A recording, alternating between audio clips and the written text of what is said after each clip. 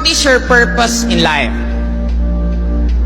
Sabi ko nga, ang mundo natin, this is just a game, this is just a simulation. Hindi totoo tong nakikita natin lahat.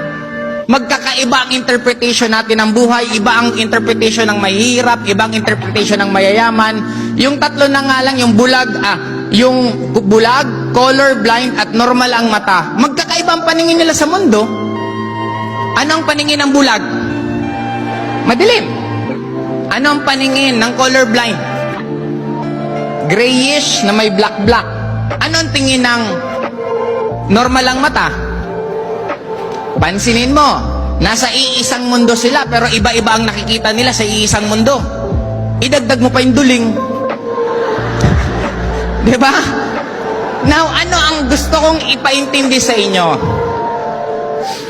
Tayo ang nagbibigay ng definition ng life. Tayo ang nagbibigay ng definition ng purpose natin. Now, kung ano yung magiging purpose nyo, a strong sense of purpose, experience more resilience, and a strong sense of well-being. Simple lang. Kung ano yung gusto mo sa buhay mo, yun ang ibibigay sa'yo.